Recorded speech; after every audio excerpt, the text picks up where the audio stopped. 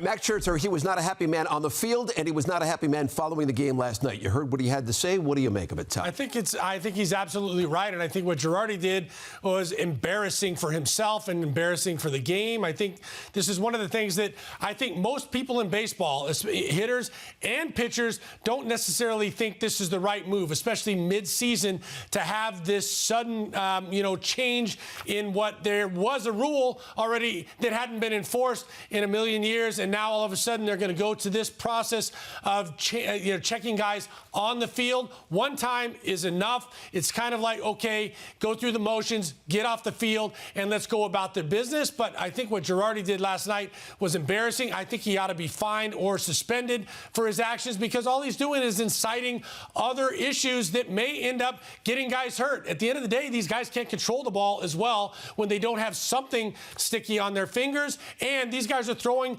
95 to 100 miles an hour with regularity. So I'm all on the Max Scherzer side of this, and I think, as I said again, I think that was embarrassing for Joe. It's an issue right now as we head for Citi Field and welcome in Ron Darling. He joins us from the broadcast booth. Good to see you, Ronnie. And what do you think? How can Major League Baseball prevent this from becoming a spectacle, which it was last night, as they move forward here?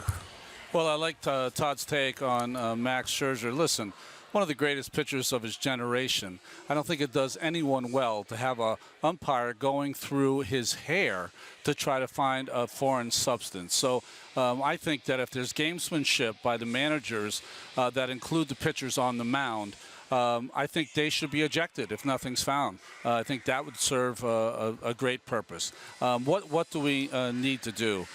We certainly don't need the pitchers to be out on the mound and coming off the mound to be checked by the umpires. I think all of that stuff on the field just doesn't work. I know it's only 3 days, but I'd love to have older retired umpires down there between the clubhouse and the dugout, sitting there, and when the pitcher comes off the mound, he can walk first to that retired umpire, be checked to make sure he's fine, and after that, everything is good. Now, let's not forget, baseball has tried to implement this rule because through their research, some pitchers were really taking advantage of this situation. They weren't trying to get a better grip. They were trying to get a competitive edge. So the pitchers that are being undressed on the field should be mad at those players, those teammates, those pitchers that have brought this to a head.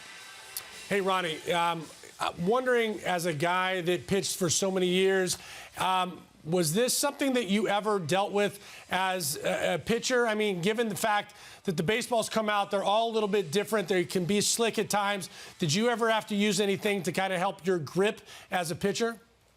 You know, this is going back to when I played, right, a generational thing. But, I never had to use anything when I gripped the baseball. Maybe growing up in the Northeast, I played in a lot of cold weather. I never had any issue with it.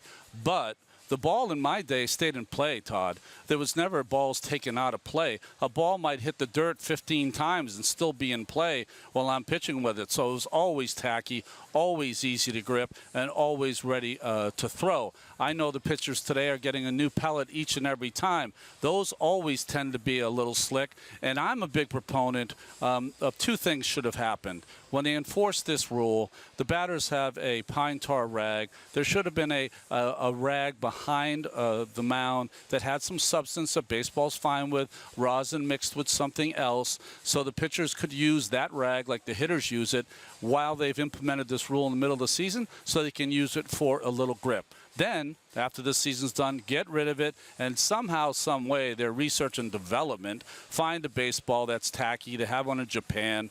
I mean, God, they should be able to get one here in the States. Bottom line is they should have never done this in the middle of the season. You want to do something big like this, do it at the end of the season or start it next season in spring training.